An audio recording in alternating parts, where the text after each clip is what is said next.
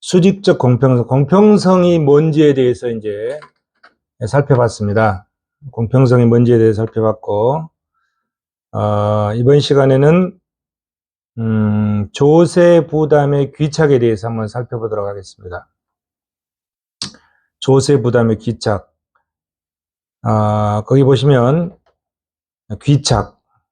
귀착이 뭐죠? 귀착. 말 그대로 세금을 부과하게 되면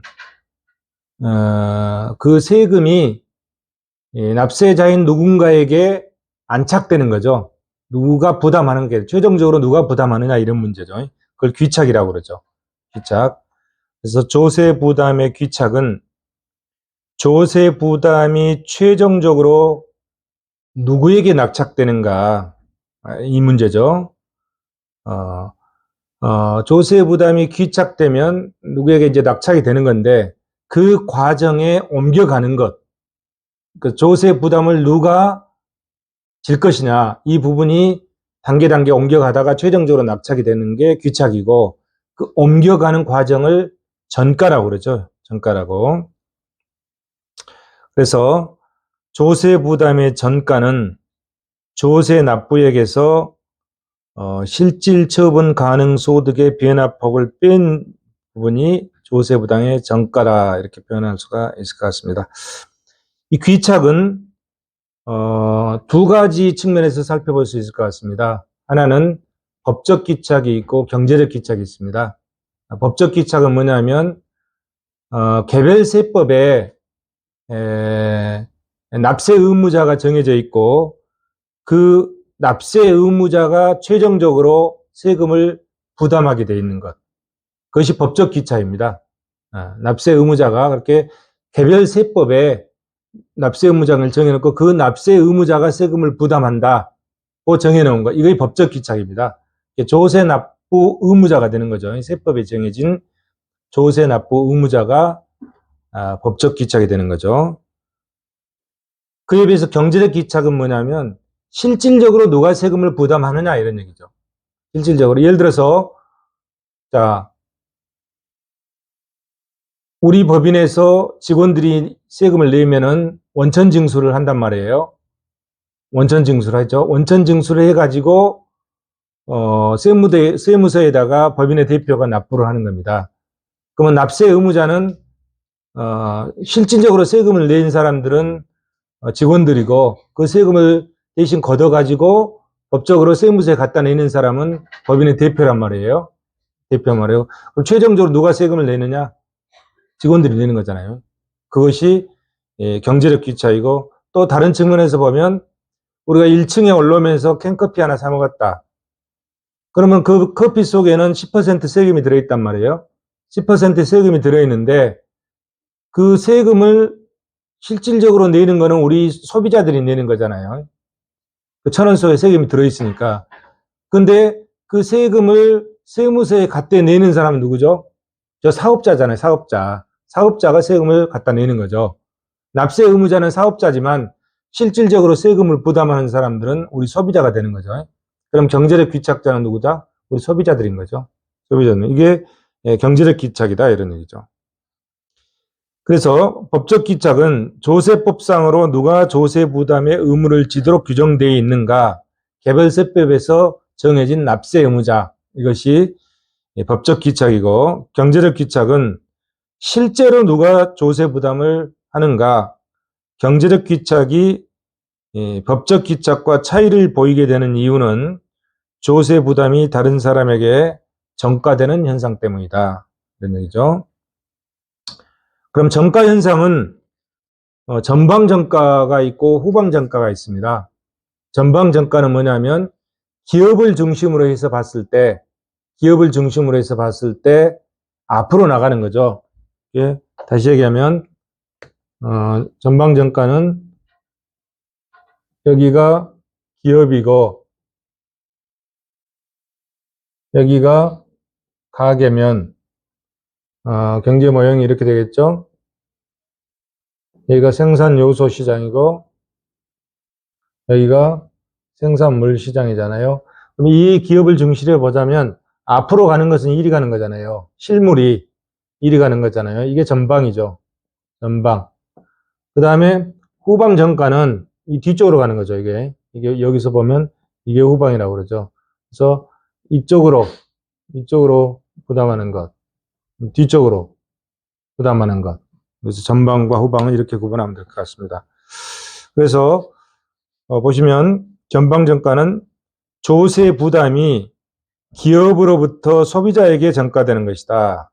기업이 생산하는 상품 가격이 예전보다 높아짐으로써 높아진 가격을 주고 그 상품을 사야 하는 소비자도 실질적으로 법인세 부담의 일부를 지게 된다. 그렇죠? 그럼 여기서 상품을 팔게 되면 여기 소비세가 붙잖아요. 아까 쌀과 옷이 있는데 쌀에다만 물품세를 부과하게 되면 당초에 가격이 세금 부과하기 전에 PX였다가 이것이 TPX 세금을 같이 부담하게 되니까 1 플러스 T PX다. 이렇게 되는 거죠. 그래서 이 소비자가, 이게 소비자잖아요. 이 소비자가 이 세금을 부담하게 된다. 그래서 이 소비자가 이 기업의 법인세의 일부를 부담하게 된다. 이런 얘기죠. 그래서 이것을 앞으로 나가는 이거를 전방정가라고 한다. 이런 얘기죠. 자, 후방정가는 조세 부담이 기업으로부터 노동자에게 전가되는 것이다. 법인세가 부과된 데 대해서 기업이 노동의 고용량을 줄이면 그 결과 근로자가 받은 임금이 하락하게 된다면 근로자 역시 법인세 부담을 부분적으로 지게 된다. 그러면 이 쌀과 옷을 생산하는데 쌀에다가 물품세를 부과했어요. 그러면 이 쌀과 옷을 생산하는 데는 노동과 토지와 노동과 자본이 들어가겠죠. 자본이 생산 요소 시장에서 이걸 받아 가지고 여기서 이 기업이 이 생산 요소에 기술을 가미해서 쌀과 옷을 생산하는 거잖아요. 그러면 쌀과 옷을 생산하는 데 있어서 토지도 들어가고 노동과 자본만 들어간다고 가정했을 때, 자, 토지도 들어가고 노동과 자본이 들어가는데 이 들어가는 이 생산 요소에 들어가는 노동, 자본, 토지 이 부분들에 뭘 부담한다? 기업의 법인세 일부를 부담한다. 이렇게 이 뒤쪽으로 보는 것을 뭐라고 한다? 후방정가라고 한다. 이런 얘기죠. 후방정가라고 한다. 자, 조세 부담에 기착해서 조세 부과로 인한 납세자의 실제적 부담은 자, 실질 처분 소득이 얼마나 줄어들었는지에 의해서 측정해 볼 수 있다. 실질 처분 소득. 조세 부담의 정가는 조세 납부액에서 실질 처분 가능 소득 변화폭을 뺀 것이다. 그래서 실질 처분 가능 소득의 변화, 실질 처분 가능 소득의 변화는 거기 보시면 RDI는 실질 처분 가능 소득이죠. NDI를 P 물가로 나눈 것이죠. 물가로 나눈 것이죠. 즉, 자, RDI는 NDI를 물가로 나눈 것이다. 그러면 NDI는 뭐죠? 소득에서 세금을 뺀 거죠. 소득세를 뺀 거를 물가로 나눈 것이다. 이런 얘기죠. 이것이 실질처분 가능 소득. 자, 여기서 이제 원천축 효과가 있고 사용축 효과가 있죠. 원천축 효과. 원천축 효과는 이 분모를 얘기하는 거죠. 이 분모. 요거를 원천축 효과라고 한다. 원천축 효과. 원천축 효과, 이 분자죠, 분자. 원천축 효과를 분자. 이게, 원천축 효과는 이 분자를 얘기하고, 이 분모는 사용축 효과다. 자, 사용축 효과와 원천축 효과 있는데, 자, 원천이란 게 왜 원천축 효과냐? 소득의 원천이라는 거죠. 자, 여러분 소득이 어디서 발생합니까? 소득은 생산 요소를 공급해주고 발생하잖아요. 그럼 토지를 공급해주면 집대, 노동을 공급해주면 임금, 자본을 공급해주면 이자와 이윤이 발생하죠. 그러면 이게 뭐라고 하죠? 이게 소득이라고 그러잖아요. 소득. 이 소득이 발생한 원천, 생산 요소 시장에서 발생하잖아요. 그래서 이 분자인 이 부분을 원천축 효과라고 한다. 자, 소득이 발생하는데 토지도 없고 자본도 없고 오직 내 몸뚱아리 하나만 있어서 노동을 제공하고 소득이 발생하면 임금이잖아요. 그러면 이게 임금소득이죠. 내 소득에서 근로소득세를 빼는 것은 TY, 근로소득세를 뺀다. 이게 뭐죠? 이게 이제 가처분 소득이 되는 거죠. 가처분 소득이 되죠. 예, 그래서 이게 가처분 소득이다. 이게 원천축 효과다. 이런 얘기죠. 그 다음에 사용축 효과는 뭐냐면, 분모죠, 분모. 사용축 효과는 생산물 시장을 얘기하는 거죠. 여기를 얘기하는 거죠. 생산물 시장에. 생산 요소를 결합해서 이 기업이 가지고 있는 기술을 가미해서 쌀과 옷을 생산하는데 거기에 옷을 여기다 판매한다. 그러면은 PY 원래 옷값에다가 세금을 플러스해서 판다 이런 얘기죠. 그래서 1 플러스 T PY 이렇게 된다 이런 얘기죠. 그래서 생산물 시장에서 미치는 영향, 그것이 분모에 들어가는 거죠. 그 분모에 들은 것이 사용축 효과다 이런 얘기죠. 자, 원천축 효과, 사용축 효과, 자, 구분해 보실 수 있죠.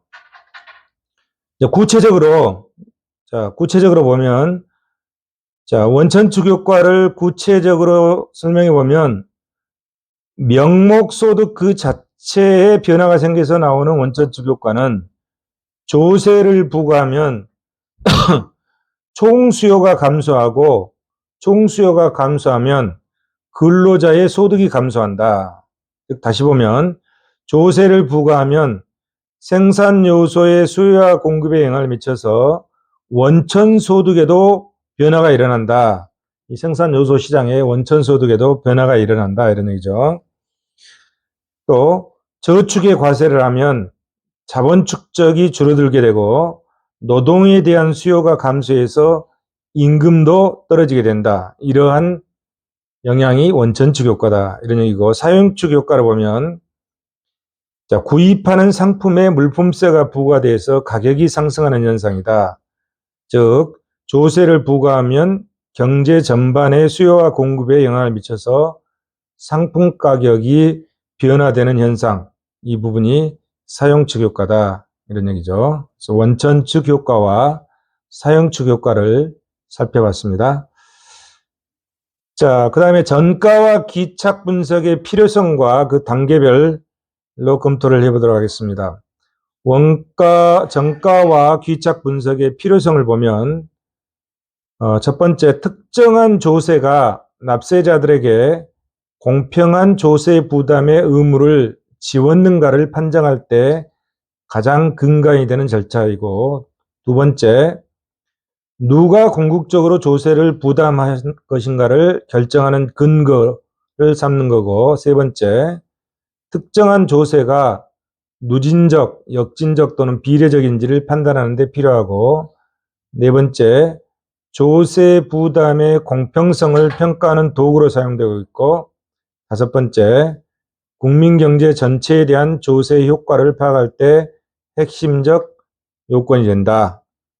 그래서 전가와 기착 분석의 필요성을 5가지 측면에서 살펴봤습니다. 자, 단계를 보면 조세 충격 단계, 그 다음에 조세 부담의 전가 단계, 그 다음에 조세 부담의 귀착 단계, 이렇게 3개 단계로 구분해 봤는데요. 조세 충격 단계는 납세 의무자에게 세금이 고지된 상태, 그러면 인지를 할 게 아닙니까? 그때 그 상태가 조세 충격 단계다. 즉 초기의 충격은 법적으로 확정된 납세자에게 가해진다. 조세 충격이 가해진 상황을 조세법상의 귀착 단계라고 한다. 그 다음에 조세 부담 전가 단계는 조세 부담이 납세자로부터 다른 경제 주체로 이동해 가는 단계, 이전해 가는 단계, 이것을 조세 부담의 전가 단계라고 한다. 전가가 발생하고 상품 가격이 변동하게 된다. 그 이외에 다양한 질적, 양적의 변화가 뒤따르게 된다. 조세 부담의 전가는 조세법상의 납세 의무자로부터 다른 경제 주체에게 조세 부담이 이전되는 현상, 일종의 조세 회피라고도 한다. 그 다음에 조세 부담의 귀착 단계는 최종적으로 어떤 경제 주체에게 낙착되는 단계, 이걸 경제적 귀착이라고 그러죠. 조세의 최종적인 부담이 결정되고 전가가 마무리하게 된다. 최종적인 조세 부담자를 담세자라고 한다. 담세자. 납세 의무자와 담세자가 같으면 이걸 직접세라고 그러고, 납세 의무자와 담세자가 다르면 간접세라고 분류하는 기준도 있죠. 전가의 유형을 보면은, 자, 전가의 유형이 여기서 네 가지를 구분해 놨습니다. 전전. 한자로 보면 앞전자잖아요. 앞으로 가는 거죠. 그러니까 이 기업에서 전방 전가가 이루어지는 것. 이게 전전이다. 이런 얘기죠. 전전. 유통 과정에서 후자로부터 전자에게 조세 부담이 이루어지는 현상이다. 상품에 대한 과세가 소비자 가격을 인상시킴으로써 소비자에게 부담이 떠넘겨진 경우다. 여기는 이제 기업이 생산 요소를 받아서 기술을 가미해서 상품을 만들었는데, 기업이 상품을 만들어 놓으면은 그 상품을 가지고 이 기업에서 만든 상품이 이 소비자인 가게에 들어갈 때까지는 유통 과정을 거치게 되죠. 이 유통 과정을 거치게 됩니다. 이 유통 과정을 거치게 되는데, 이 유통 과정에서 우측으로 시계 방향으로 이렇게 돌아가는 것. 이게 전전이다. 이런 거죠. 이게 전전이다. 그 다음에 후전은 상품 거래 과정에서 전자로부터 생산자나 제조업자로부터 후자에게 조세 부담이 이전되는 현상이다. 뒤로 가는 거죠. 아까 후방전가, 후전, 뒤로 가는 거, 후전. 여기서 이 유통 과정에서도 반대쪽으로 가는 거를 후전이라 할 수 있는 거죠. 그죠? 이 제조업자나 기업에서 이 뒤쪽으로 가는 것도 후전이고, 유통 과정에서 뒤쪽으로 가는 것도 후전이다. 이렇게 볼 수 있는 거죠. 소전은 뭐냐면 전가가 이루어져요. 조세 부담의 전가가 이루어지는데,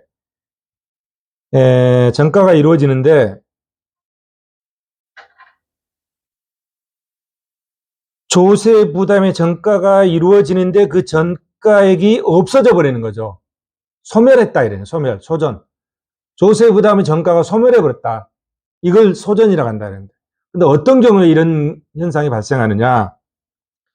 자, 생산자에게 과세했을 때 그 전보다 더 능률적이고 합리적으로 생산 공정 또는 경영을 개선함으로써 생산비를 절감시켰다. 여기서 생산자인 기업에게 조세 부담을 시켰는데 어떻게 됐다? 능률적으로 경영을 해서 그 생산 비용을 아예 대폭 절감시켰다.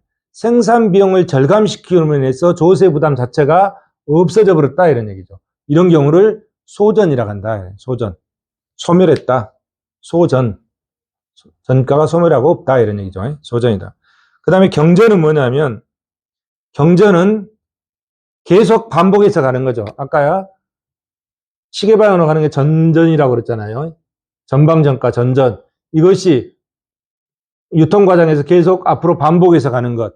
이것을 전전이라고 한다. 갱전이라고 한다. 갱전이라고 한다. 갱전. 앞으로 반복해 가든지 또는 후방전가에서 뒤로 반복해 가든지 이런 것들을 경전 또는 갱전이라고 한다. 이런 얘기죠. 자, 그리고 조세 부담의 전가의 유형은 앞에서 살펴봤습니다. 이 부분은.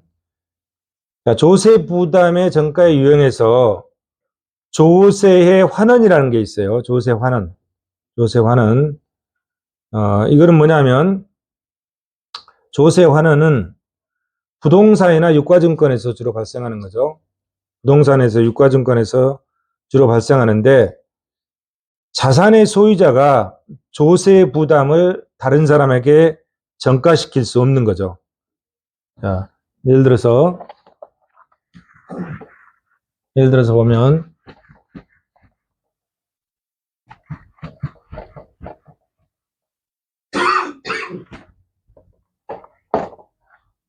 자, 거기 사례에 뭐라고 되어 있습니까? 채권의 액면가가 1,000원인데 조세가 1%. 1,000원에 채권 액면가가 1,000원인데 액면가가 1,000원이다. 그러면 1% 조세다. 1% 조세면 10원이잖아요. 1% 조세면 10원이죠. 근데 은행 이자율이 5%이다. 이자율이 5%다. 그러면 자, 1% 이게 조세죠. 조세. 이 세금 10원을 영구환원을 하면 세금 10원을 영구환원을 하면 P는 이꼬로 R분의 A잖아요. P는 이꼬로 R분의 A니까 자, P는 이꼬로 0.05 이자율이 0.05고 자, 수익이 10원이잖아요. 세금이 10원이니까 10이죠. 그러면 얼마가 되죠? 200원이 되는 겁니다. 자, 이 세금 10원을 영구적 환원의 가치로 환산해 놓으면은 200원이 되는 겁니다. 그러면 당초에 액면가 1,000원인데 액면가 1,000원의 채권이 거래 금액은 얼마가 되냐면 거래 금액은 이 액면가 1,000원에서 영구 환원한 자본 환원한 200원을 뺀 800원으로 거래가 된다 이런 얘기죠. 800원으로.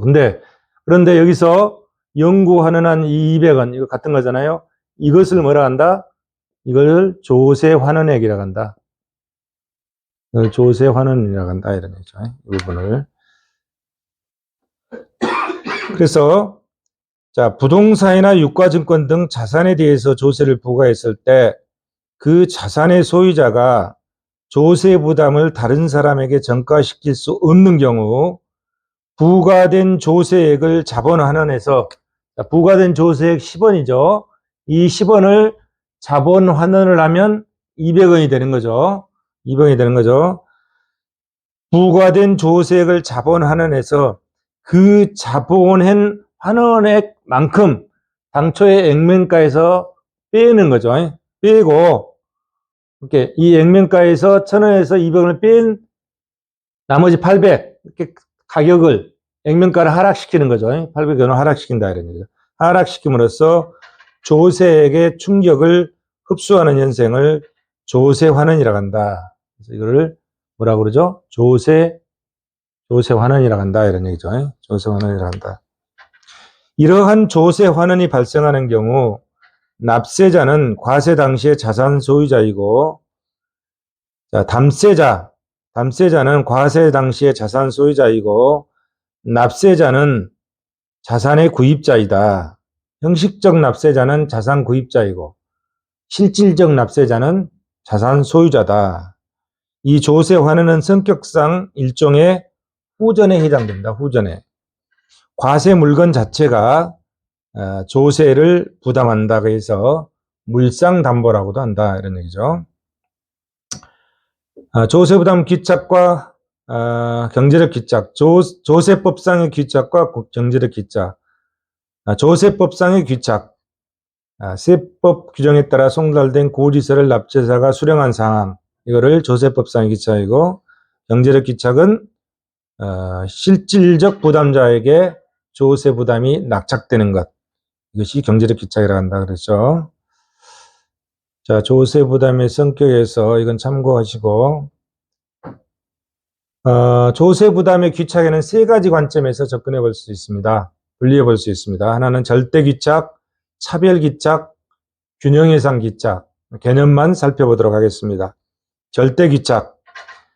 다른 조세나 세출 단계에는 아무런 변화가 없다고 가정하고 특정한 조세의 세입 단계에서 발생하는 분배적 효과만을 대상으로 귀착을 파악하는 것. 이것을 절대적 귀착이라고 하고 또는 특정한 귀착이라고도 한다. 편리하다는 장점이 있고 조세의 분배적 효과를 분석하기에는 부적합하다. 자, 이 그림에서 보면 개별 소비세가 갑에게 개별 소비세가 10억, 을에게 개별 소비세가 20억, 병에게 개별 소비세가 70억 해서 개별 소비세가 총 100억이죠. 총 100억의 개별 소비세가 있는데 이때 세금을 부과하니까 후생이 감소하게 되는 거죠. 자, 국민소득 감소분이 갑에게 15억, 을에게 10억, 병에게 20억, 그래서 총 50억의 국민소득의 감소가 있었다. 그러면 갑이 부담하는 부분은 개별소비세 10억과 국민소득 15억에서 25억, 을이 부담하는 부분은 개별소비세 20억과 국민소득 감소분 10억에서 30억, 병이 부담하는 부분은 개별소비세 70억과 국민소득 감소액 10억을 합쳐서 90억. 그러면 다 더하면 총 150억이죠. 그래서 개별소비세액 100억과 국민소득 감소액 50억을 합친 150억. 이렇게 분석하는 것이 절대적 귀착 분석이다. 이런 얘기죠. 그 다음에 차별귀착은 뭐냐면, 자, 한 종류의 조세를 다른 종류의 조세로 대체했을 때 소득 분배상에 어떤 현상이 나타나느냐, 이걸 분석하는 게 차별귀착입니다. 즉, 다시 얘기하면, 개별 소비세 100억을, 개별 소비세 100억을 똑같은 세수를 가져오는 소득세로 대체했을 때 어떤 분배적 효과가 나타나느냐, 이렇게 분석하는 거죠. 이걸 차별귀착이라고 한다. 차별귀착. 개별 소비세 100억을 똑같은 세수를 가져오는 소득세로 대체했을 때 분배적 효과가 어떻게 나타날 것인가, 이렇게 분석하는 방법을 차별귀착이라고 한다는 거죠. 차별귀착 개념 이해하시겠죠? 차별귀착. 절대귀착, 차별귀착, 그 다음에 세 번째, 균형예산 귀착이 있어요. 균형예산 귀착. 말 그대로 균형예산이잖아요. 균형이라는 게 뭐죠? 오른쪽, 왼쪽, 저울의 추가 똑같다는 거죠. 오른쪽, 왼쪽, 저울의 추가 똑같다는 건데, 즉, 뭘 얘기냐면, 수입과 지출이 균형을 이뤘다, 이런 의미를 가지고 있는 거죠. 균형예산 귀착. 그래서, 거기서 보시면, 자, 아까 앞에 사례에서 갑에게 개별 소비세가 10억 부과됐고, 자, 갑에게 10억이 부과됐고, 공공지출이 갑에게 30억. 자, 30억. 그러면 공공지출 30억 중에, 그건 혜택을 보는 거잖아요. 30억 중에 내가 부담한 세금은 10억이야. 30에서 10억 뺀 나머지, 마이너스 20억. 내가 이득을 받잖아요. 그래서 이걸 순귀착이라고 한다. 나의 의뢰 입장에서는 개별 소비세를 20억을 냈고 공공지출의 혜택을 20억만큼 봤어요. 그럼 제로잖아요. 자, 내가 부담하는 세금, 그 다음에 내가 본 혜택, 이걸 따지니까 은은 제로야. 그 다음에 병은 개별 소비세를 70억을 부담했는데 내가 공공지출로부터 받은 혜택은 50억이었다. 그럼 혜택은 50억이고 지출이 70억이니까 20억 마이너스 20억이잖아요. 20억 나는 손해를 본 거죠. 그래서 순기착은 20억이다. 이렇게 해서 전체는 0이 되는 거죠. 이런 식으로 내가 부담하는 세금과 내가 정부로부터 받은 혜택을 비교 분석해서 접근하는 방법. 이걸 뭐라고 한다? 균형 예산 기착이라고 한다. 이런 거죠. 균형 예산 기착이라고 한다. 균형이라는 의미를 그런 측면에서 살펴보면 될 것 같아요. 균형, 수입과 지출, 정부의 세수와 정부가 지출하는 편익, 내가 부담하는 세금으로 인한 희생과 내가 정부로부터 받은 편익, 이것을 비교 분석해서 접근하는 방법, 이걸 뭐라고 한다? 균형 예상 귀착이라고 한다. 이런 얘기죠. 균형 예상. 자, 개념만 이해하고 넘어가도록 하겠습니다. 자, 조세 부담 귀착의 제유형, 그렇죠? 자, 그럼 어떻게 이 귀착 분석을 실무적으로 어떻게 접근해 갈 것이냐? 부분 균형 분석과 일반 균형 분석으로 접근해 볼 수 있다, 이런 얘기죠. 부분 균형 분석은 그 시장만 가지고 분석을 하는 거죠. 그 시장만 가지고 분석하는 거를 부분 균형 분석이라고 하고, 일반 균형 분석은 그 시장뿐만이 아니라 다른 시장까지, 또 생산물 시장뿐만이 아니라 생산 요소 시장까지 총망라해서 분석하는 방법을 일반 균형 분석이라고 한다, 이런 얘기고요. 그 다음에 또 분석을 할 때 단기와 장기를 설정해 놓고 분석할 수 있어. 그래서 단기적 분석, 장기적 분석, 이렇게 분석해 볼 수 있고요. 그 다음에 또 이제 국가 간의 교류가 이루어지는 개방 경제를 놓고 분석할 수 있고, 한 나라의 폐쇄 경제를 놓고 분석할 수도 있죠. 그래서 개방 경제와 폐쇄 경제로 분석해 볼 수 있고, 또 그렇게 분석해 볼 수 있고 있는 거죠. 그다음에 다음으로는 이제 조세 부담 귀착의 결정 요인을 한번 살펴보도록 하겠습니다. 자, 조세 부담 귀착의 결정 요인. 첫 번째 나온 게 세종이죠. 세종. 세종이란 게 뭐죠? 세종. 세금의 종류라는 의미겠죠. 세종. 여기서는 단위세와 순세로 구분해 놨습니다. 단위세는 생산물의 단위를 과세 표준으로 하여 과세하는 조세, 이걸 단위세라고 한다. 생산물 1개 또는 1m, 1평방미터, 1立方미터 등 일정액의 세액을 부과하는 경우 생산물에 대한 단위세를 부과한다.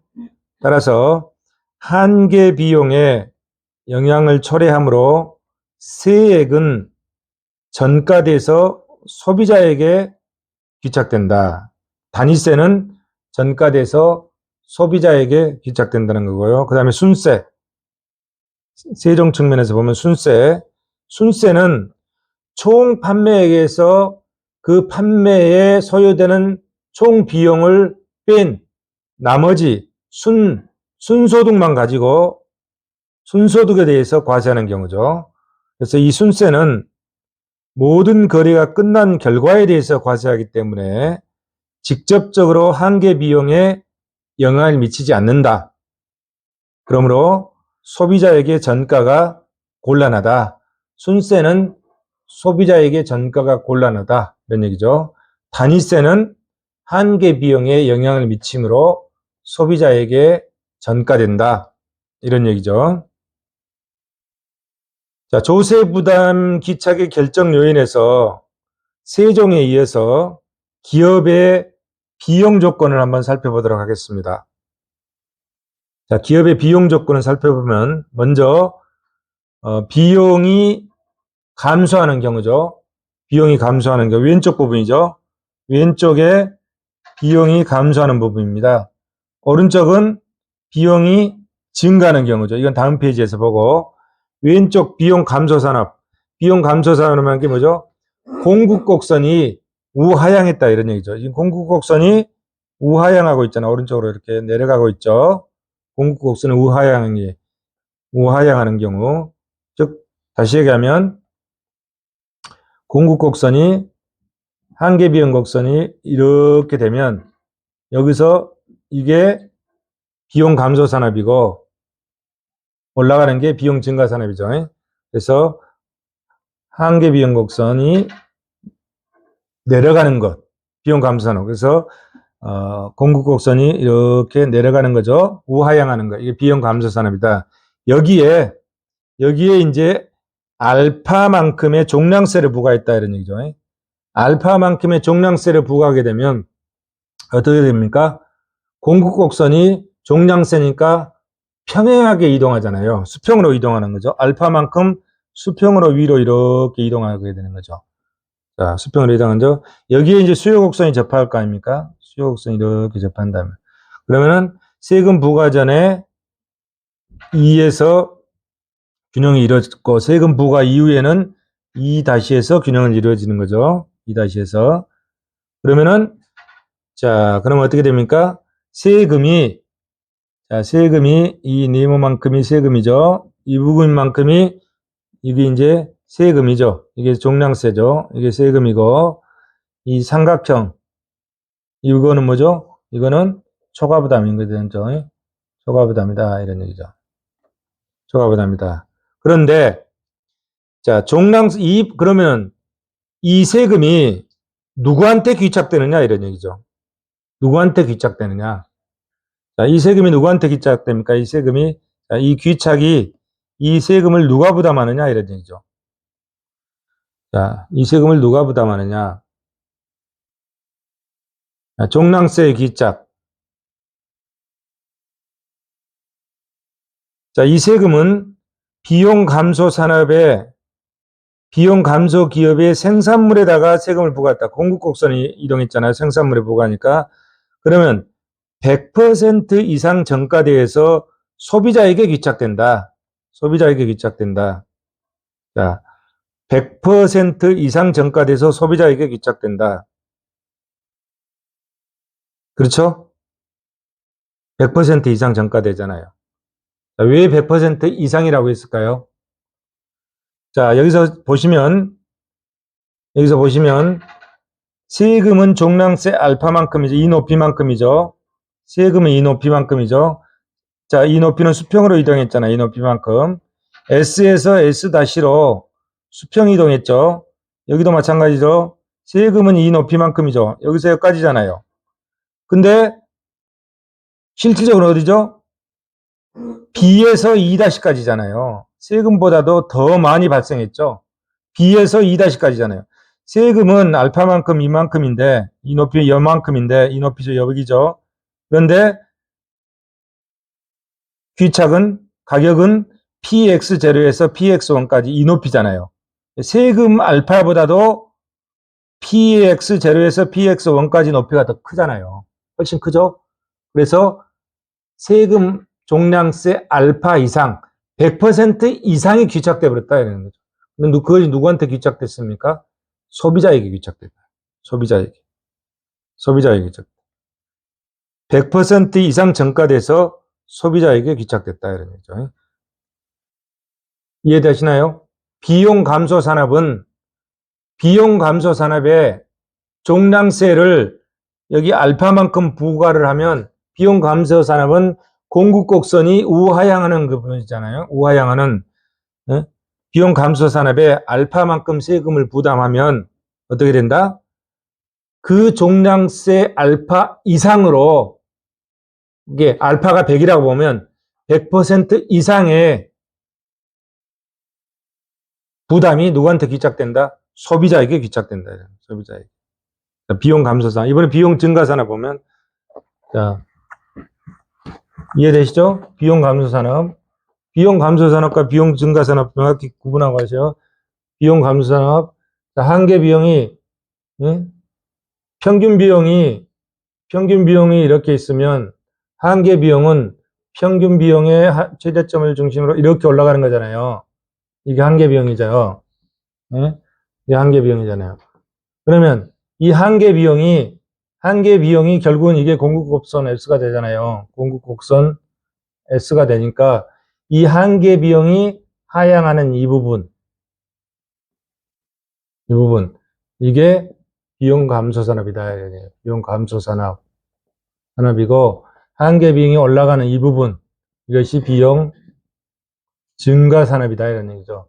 증가 산업. 근데 이 기점으로 해서 이 비용 감소 산업에서 이 부분에 종량세를 알파만큼 부담하면 이 비용 감소 산업에서 종량세를 알파만큼 부담하면 알파 이상으로 알파가 100이니까 100% 이상으로 누구한테 부담한다?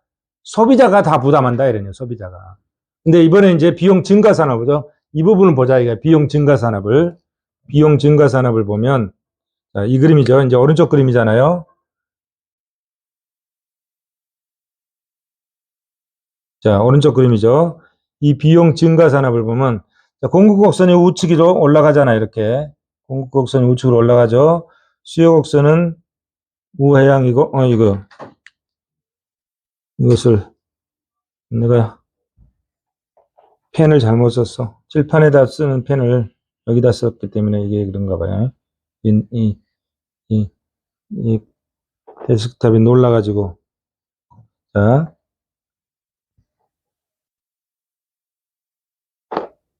자, 이게 비용 증가 산업이죠. 비용 증가 산업. 공급 곡선이 우상향하죠. 공급 곡선 여기에 해당되는 거죠. 공급 곡선이 우상향하는 이 부분이죠. 자, 비용 증가 산업에 자, 세금을 부과하기 전에 수요 곡선이 이렇게 있죠. 그러면 자, 여기에 종량세를 알파만큼 부과한다. 그러면은 공급 곡선이 종량세니까 수평으로 이동하는 거죠. 이렇게 S에서 S-로 이렇게 이동하는 거잖아요. 그러면 알파만큼 이동했어요. 이렇게 이 높이만큼 똑같잖아요. 이 세금의 높이나 종량세의 높이나 이렇게 100% 이상이 아니라 딱 100%만큼 전가되는 거죠. 그죠? 딱 100%만큼 전가. 근데 이게 소비자한테 전가되느냐 생산자한테 전가되느냐 보면은 이 윗부분은 누구한테? 이 부분은 소비자한테 전가되고 이 밑에 부분 이 부분은 생산자한테 전가된다. 생산자. 예. 비용 증가 산업에서 이 비용 증가 산업에서는 종량세를 알파만큼 부담하면 자, 비용 증가 산업에서 자, 수요 곡선이 이렇고 공급 곡선이 이렇게 됐잖아요. 그러면 비용 증가 산업에서 S- 종량세를 이게 알파잖아요. 알파만큼 부담하면 자, 종량세를 알파만큼 부담하면 종량세를 알파만큼 부담하면 자, 종량세를 알파만큼 부담하면 자, 종량세를 알파만큼 부담하면 알파잖아요. 알파만큼 부담하면 자, 이 높이나 다 같잖아요. 수평으로 이동했으니까 이 높이도 같은 겁니다. 이 수평으로 이동해서 다 같아요. 그림이 잘못 그려서 그런 거지. 높이가 다 같아. 높이가 같아요. 수평 이동하니까 이렇게 종량세를 알파만큼 부담하면 이 부분은 이 부분은 소비자가 부담하고 소비자에게 귀착되고 이 밑에 부분 이 부분은 누구한테 부담한다? 생산자한테 귀착된다. 생산자한테 귀착된다 이런 얘기예요. 예. 세금을 알파만큼 부담하면 알파 하면은 100%를 누가 소비자와 생산자가 나누어서 부담한다 이런 얘기예요. 100%를 소비자와 생산자가 나누어서 부담한다 이런 얘기죠. 그러니까 비용 증가 산업하고 비용 감소 산업하고는 전혀 다른 현상이 생겼다 이런 얘기죠. 그래서 조세 부담 귀착이 결정 요인에 기업의 비용 조건이 절대적인 영향을 미쳤다 이런 얘기죠. 그럼 비용 불변 산업은 어떨 것이냐? 비용 불변 산업은 뭐죠? 비용 불변 산업은 여기겠죠, 여기. 비용 불변 산업. 그럼 여기서 이때 이 공급 곡선이 우상향이 아니라 공급 곡선이 이렇게 되겠죠, 이렇게. 이게 공급 곡선이 이렇게 된 것이 이렇게 S가 S-로 공급 곡선이 이렇게 올라가는 거죠. 이렇게 올라가는. 이게 비용 불변 산업이다. 비용 불변의 경우다. 비용 불변 기업의 생산물에 대한 종량 과세가 초래하는 귀착의 양상. 비용 불변 기업의 공급 곡선은 수평의 형태다. 수평이죠.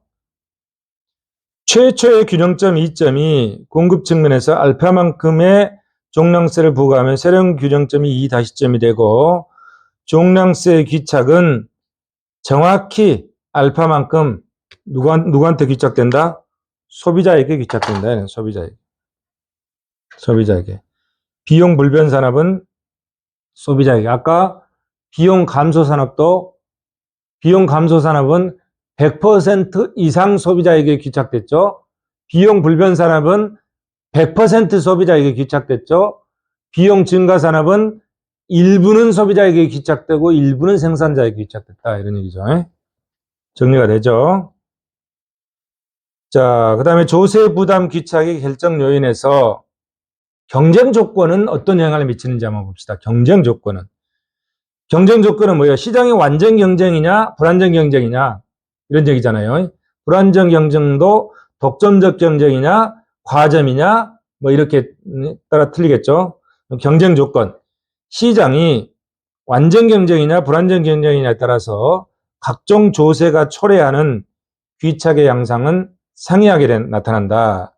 각종 조세가 각 시장에 참여하는 수요자와 공급자에게 상이한 부담을 지우게 됨을 의미한다. 시장 공급자의 독점력이 클수록, 공급자의 독점력이 클수록 누구한테 귀착된다? 소비자에게 더 귀착된다. 자, 시장에서 공급자의 독점력이 클수록 소비자에게 귀착되는 조세의 몫이 커진다 이런 얘기죠. 그래서 독점 기업일수록 크고 독점적 기업이면 조금 덜 크고 뭐 과점이면 조금 덜 크고 이런 얘기죠. 이렇게 독점력이 클수록 공급자의 독점력이 클수록 소비자에게 귀착되는 몫이 커진다 이런 얘기죠. 세금이.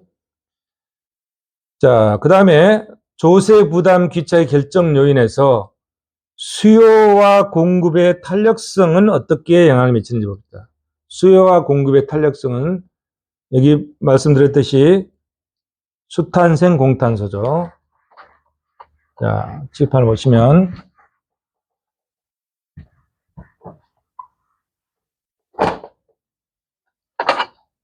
자,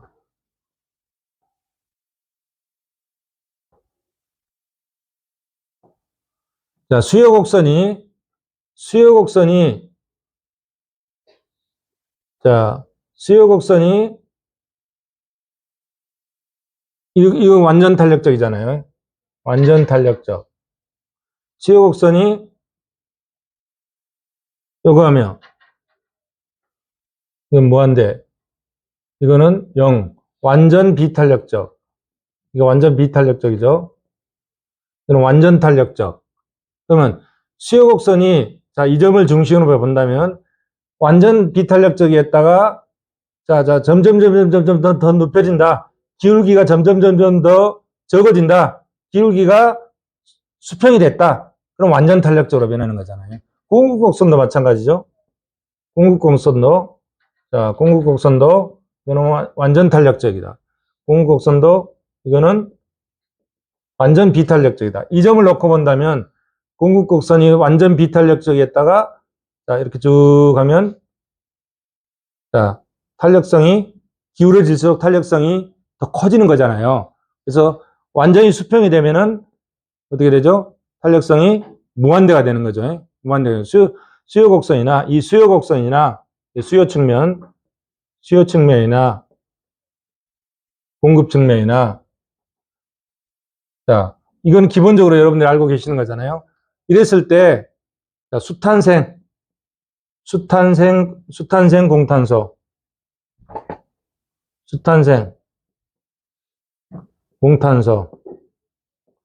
수요 곡선이 탄력적일수록 생산자 몫이 커지는 거예요. 수요 곡선이 탄력적일수록 생산자 몫이 커지고, 그러면 거꾸로 얘기하면 뭐죠? 수요 곡선이 비탄력적일수록 소비자 몫이 커진다. 수요 곡선이 비탄력적일수록 소비자 몫이 커지는 거예요. 공급 곡선은 공탄소, 공급 곡선이 탄력적일수록 소비자 몫이 커지고, 공급 곡선이 거꾸로 하면 공급 곡선이 비탄력적일수록 생산자 몫이 커진다. 생산자 몫이 된다. 그래서 수요 곡선과 공급 곡선의 기울기에 의해서 조세 부담의 귀착이 정해진다 이런 얘기예요. 조세 부담이. 그래서 거기 보시면 수요의 가격 탄력성이 작을수록 소비자에게로 귀착은 커진다. 수요의 가격 탄력성이 작다는 건 뭐예요? 수직에 가깝다는 거잖아요. 그죠? 0이니까 완전 수직은 0이고 응? 완전 수평은 무한대잖아요. 응? 수요의 가격 탄력성이 작을수록 뭐라겠죠? 소비자에게 귀착분이 커진다. 이런 소비자에게.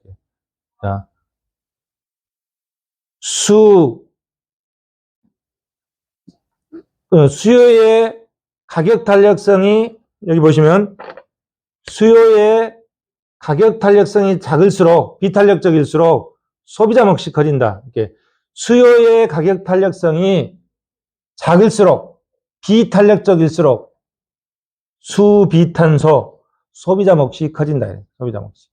완전히 수직이다. 100% 소비자가 부담한다. 이런 뜻이에요. 완전히. 자, 수요의 가격 탄력성이 작을 경우 조세 부과에 의해서 상품 가격이 상승했을지라도 그 수요량이 유지되므로 소비자에게 조세 부담이 크게 귀착될 수 없기 때문이다. 수요의 가격 탄력성이 크면 상품의 수요를 줄여서 조세 부담을 회피하게 된다. 공급의 가격 탄력성은 공급의 가격 탄력성이 작을수록 소비자에게로 귀착은 작아진다. 이 글씨를 아무리 많이 써놓고 아무리 외워도 아무 필요가 없어요. 아무 필요가 없어. 문제는 뭐죠? 이 그림만 보면 돼, 그림만. 이 그림을 보고 이 그림을 자, 수요 곡선이 수평이냐 수직이냐, 공급 곡선이 수평이냐 수직이냐, 아니면은 기울기로 되어 있느냐에 따라서 수요 곡선이 탄력적이면 생산세 몫이 된다. 그래서 이 하나만 외워놓으면 2개, 3개, 4개를 동시에 풀어낼 수 있잖아요. 수탄생, 수요 곡선이 탄력적이면, 탄력적이란 뭐예요? 여기잖아요. 수평이잖아요. 수요 곡선이 탄력적이면 생산자가 100% 부담한다. 생산자가. 그러면 비탄력적일수록 생산자 부담이 적어지는 거죠.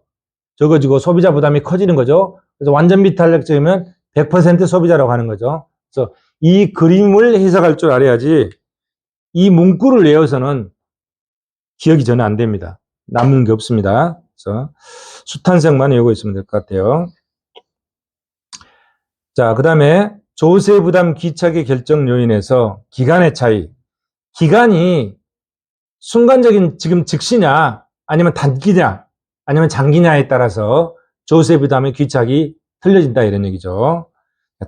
즉시적인 기간, 너무 짧은 기간, 즉시. 지금 조세 부과의 영향을 반영한 조정이 어려우므로 거의 전가될 수가 없고 납세 의무자에게, 법상의 납세 의무자에게 그대로 귀착된다. 짧은 시간일 때는. 조금 이제 단기일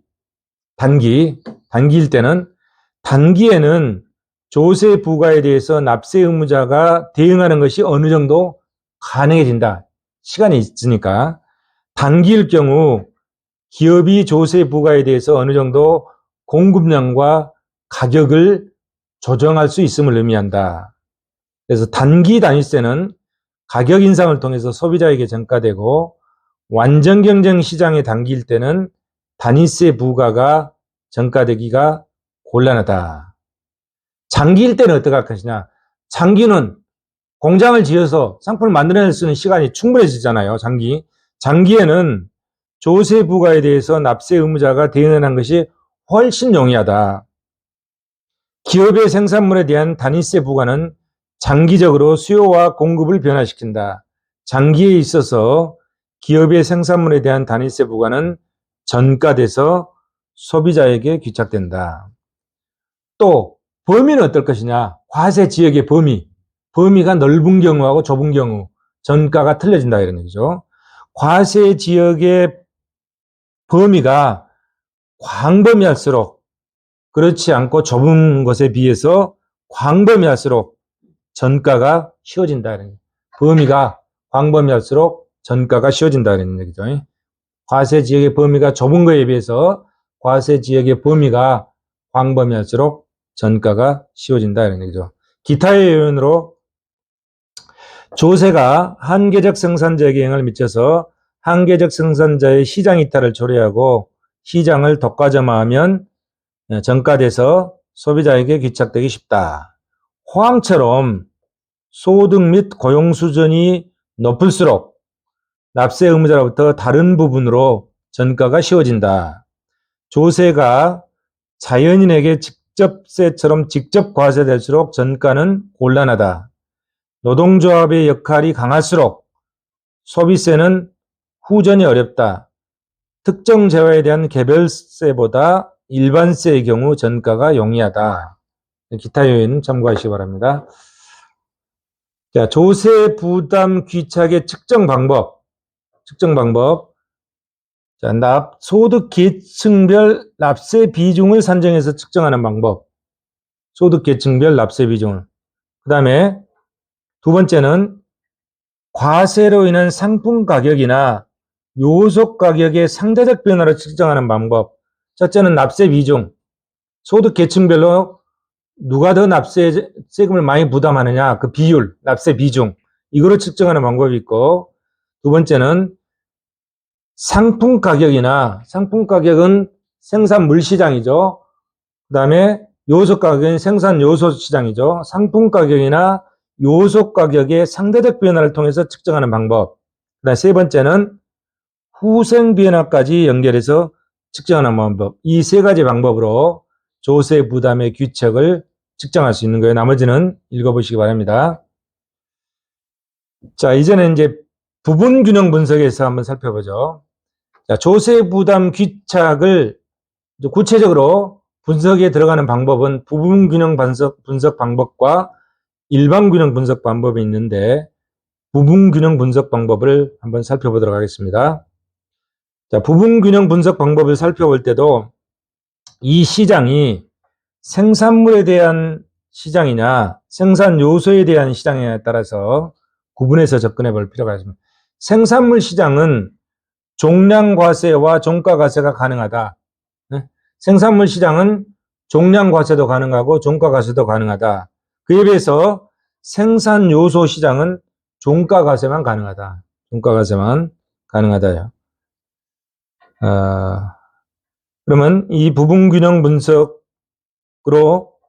귀착 분석을 한번 해보도록 하겠습니다. 자, 생산물에 대한 조세 부담의 귀착. 생산물인데 완전 경쟁 시장이고 종량세인 경우 한번 살펴보도록 하죠.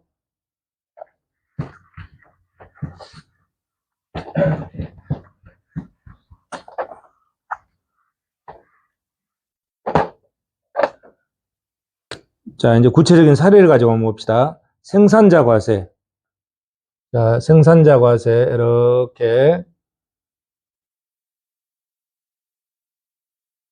자, 수요 곡선이 이렇게 있고 공급 곡선이 이렇게 있죠. 공급 곡선, 수요 곡선이 이렇게 있는데, 자, 수요 곡선, 공급 곡선이 있는데, 자, 여기에 그러면 여기서 이제 수요 곡선과 공급 곡선이 만나는 거에서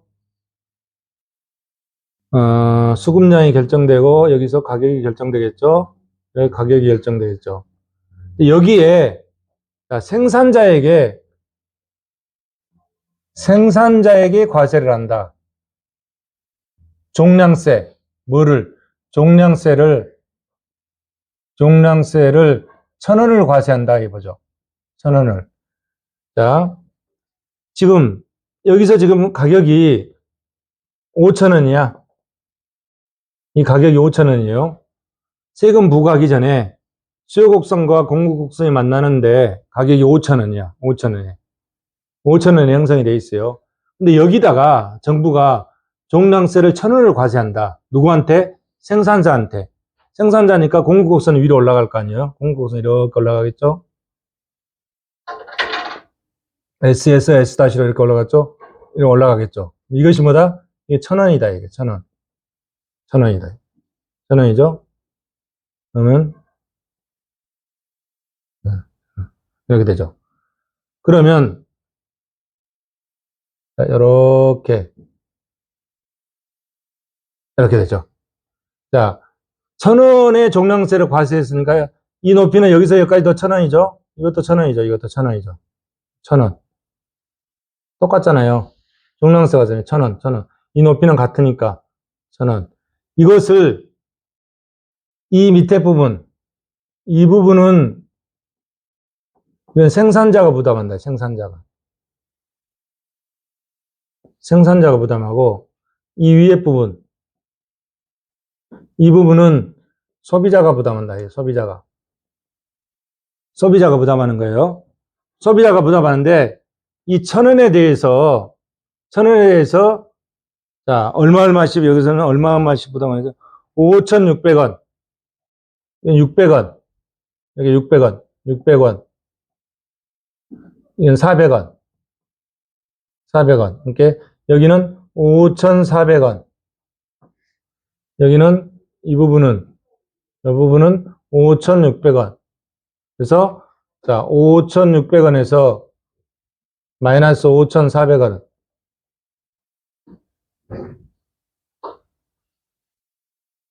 5,400원.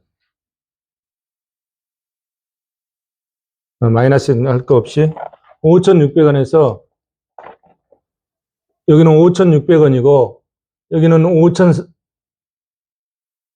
5,400원이 아니라 5,600원, 600원, 그럼 얼마예요? 5,600원에서 5,000원, 400원을 빼면 4,600원이죠.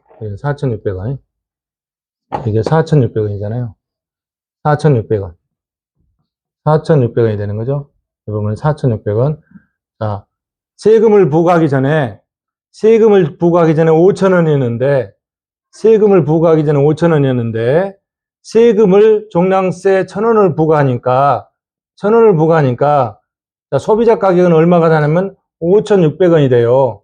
5,600원이 되고, 생산자 가격은 얼마 되면 4,600원이 돼요. 그래서 5,600원 마이너스 4,600원은 1,000원이잖아요. 1,000원이죠. 1,000원. 그래서 이 세금, 이 종량세 1,000원이 이 400원은 얼마? 생산자가 부담하고 600원은 누가 부담해? 소비자가 부담한다 이런 얘기죠. 소비자가. 자, 여기까지 이해되시죠? 여기까지. 자, 여기까지. 그런데 만약에 이 수요 곡선이 수요 곡선이잖아요. 수요 곡선이 아까 뭐라 했습니까? 수탄색. 수요 곡선이 탄력적일수록 생산자 몫이 커진다. 자, 수요 곡선이 탄력적이다.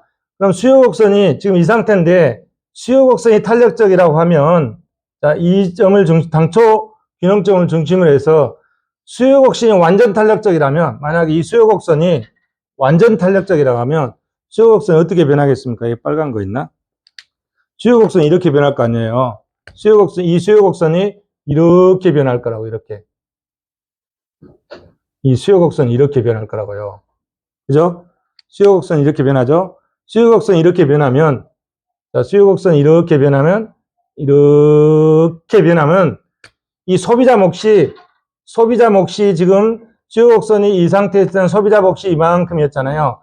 수요 곡선이 이렇게 해서, 이렇게 하면 이 소비자 몫이 하나도 없어져 버리잖아요. 소비자 몫이 하나도 없어버리고, 누가만 부담합니까? 생산자가 1,000원을 다 부담하게 된다. 이런.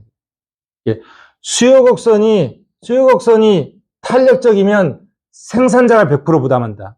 수요 곡선이 탄력적이면 생산자 몫이 커지고, 수요 곡선이 완전 탄력적이면 100% 생산자가 부담한다. 이거 잘 이해하셔야 돼요. 자, 수요 곡선이 이렇게 비탄력적이었는데 수요 곡선이 점점 더 탄력적으로 가가지고 완전 탄력적으로 돼버리면, 자, 이 탄력적일 때는 600원만큼 부담했는데 소비자가 이 수요 곡선이 점점 탄력적에서 수평으로 이렇게 돼버리면 소비자 몫이 하나도 없어져 버리잖아요. 그건 나머지 생산자가 100% 부담한다는 거예요. 그죠? 수요 곡선이 완전 탄력적이면 생산자가 100% 부담한다. 이해되시죠? 네. 마찬가지죠. 그렇게 지금 여기서 종량세를 1,000원을 부과했는데 이 세금을 수요자가 부담할 것이냐 공급자가 부담할 것이냐, 이거는 뭐에 의해서 결정된다? 수요 곡선의 탄력성, 공급 곡선의 탄력성에 의해서 결정된다 이런 얘기죠. 그거에 의해서 누가 세금을 더 부담하고 덜 부담할지 뭐가 결정한다? 수요 곡선의 탄력성과 공급 곡선의 탄력성에 의해서 결정된다 이런 얘기죠. 그래서 그러면 이거를 말로 해놔서는 전혀 기억이 안 돼요. 뭔 말? 이 그림을 보는 방법과 그 다음에 수요 곡선이 탄력적이면 생산자 몫이 커진다. 이것만 외우고 있으면 수요 곡선이 비탄력적이면 소비자 몫이 커지고 공급 곡선이 탄력적이면 소비자 몫이 커지고 공급 곡선이 비탄력적이면 생산자 몫이 네 가지를 유추해낼 수 있잖아요. 하나 가지고. 이렇게 문제를 풀어나가야 된다. 이런 얘기예요.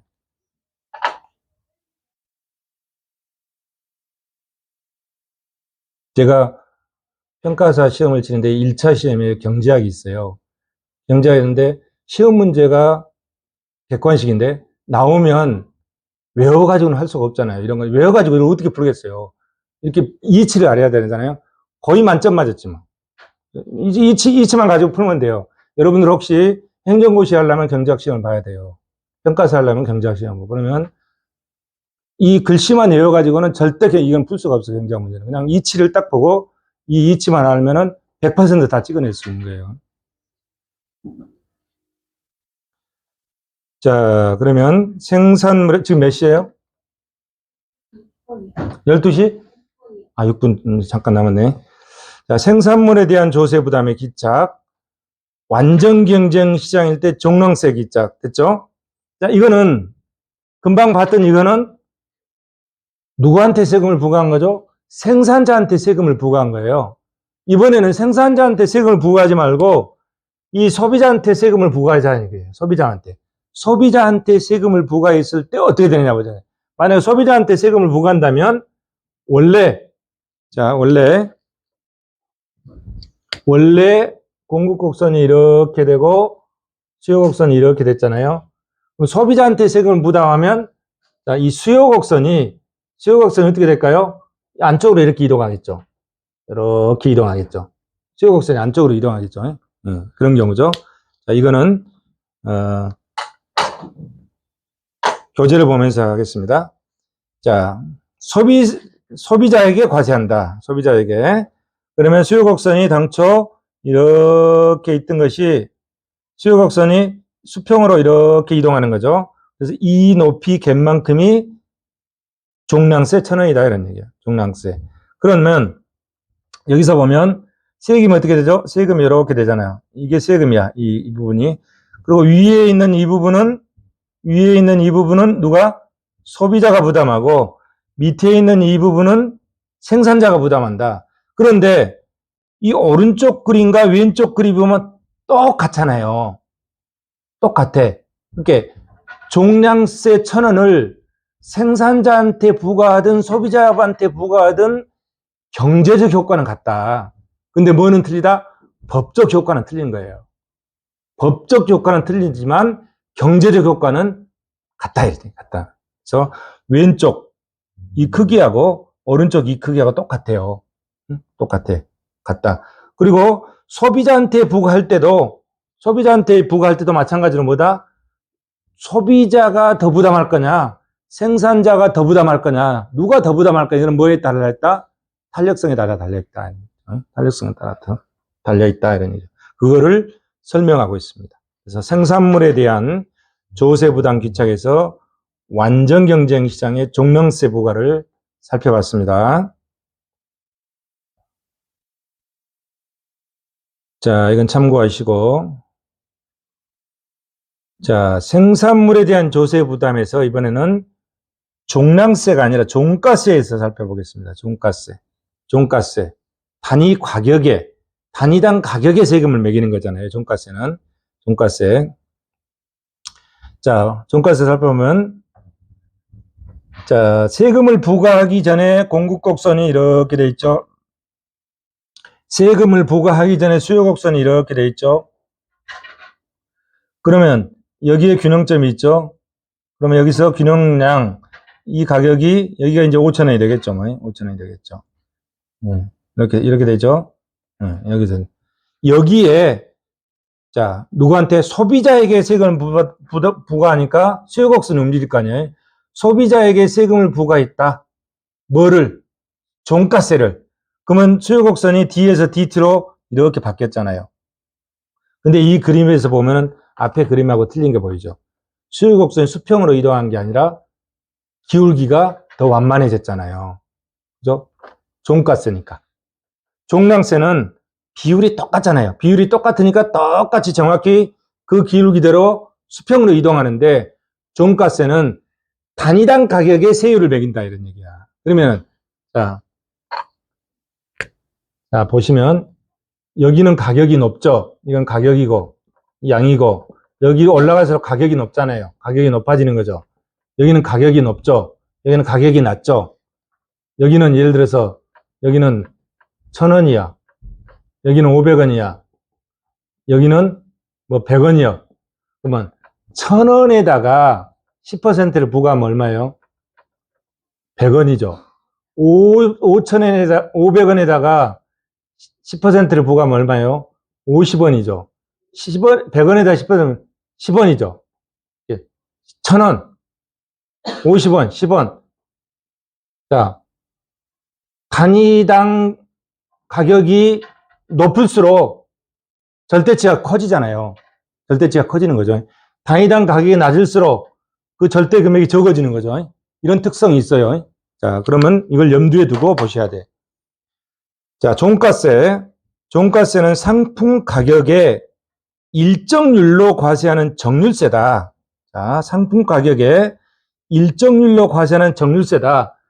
1,000원에 10% 100원, 500원에 10% 50원, 100원에 10% 10원 이런 식으로 상품 가격에 일정률로 과세하는 정률세로서 앞에서 살펴본 종량세 귀착 분석과 유사하다.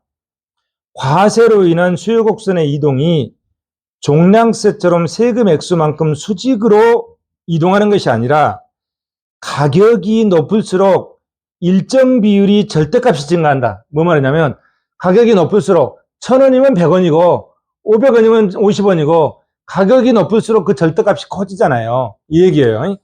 가격이 높을수록 일정 비율의 절대값이 증가되므로 수요 곡선의 이동이 평행으로 이동하지 않는다. 그래서 수요 곡선이 어떻게 된다? 기울기가 더 기울어진다 이런 얘기예요. 그래서 왼쪽으로 올수록 기울기가 더 완만하잖아요. 그죠? 왼쪽으로 올수록 자, 당초의 기울기보다 왼쪽으로 올수록 더 기울어지는 거죠. 기울기가 더 완만해 이 이유가 뭐 때문에 있는다? 단위당 가격이 높을수록 절대값이 증가하기 때문에 이런 현상이 생긴다 이런 얘기예요. 자, 상품 X에 10%의 종가세를 부과한다면 수요 곡선은 각각의 가격 수준에서 10% 하향 이동을 하게 된다. 여기 보잖아요. 1,000원일 때, 500원일 때, 10원일 때. 근데 이 절대치들이 틀려진다 이런 얘기예요. 비율은 10%로 같지만 절대값이 틀려지는 거예요. 단위당 X에 10% 종가세를 부과한다면 수요 곡선은 각각의 가격 수준에서 10% 하향 이동을 하게 된다. 이 10%의 세율은 모든 가격 수준에서 일정하지만 그 세액의 절대의 크기는 가격에 비례하기 때문에 가격에 비례해서 절대치가 틀려지잖아요. 비례하기 때문에 수요 곡선이 종량세의 경우처럼 모든 가격 수준에서 같은 규모로 이동하지 않고 지금처럼 변화가 생긴다 이런 얘기예요. 그래서 종가세의 수요 곡선은 어떻다? 기울기가 더 완만하게 된다 이런 얘기예요. 완만하게 된다. 아까 종량세의 수요 곡선의 기울기는 당초 것하고 똑같다 이게야. 기울기가. 이해되시죠? 네. 자, 넘어갑니다. 이번에는 독점 시장이에요. 아까는 지금 완전 경쟁 시장에서 본 거예요. 이번엔 독점 시장에서 종량세 기착을 보도록 하겠습니다. 근데 이거 설명하면 시간이 좀 많이 걸릴 것 같네요. 그래서 오늘은 여기서 마치고 이 부분부터는 다음 시간에 보도록 하겠습니다. 여러분 수고하셨습니다.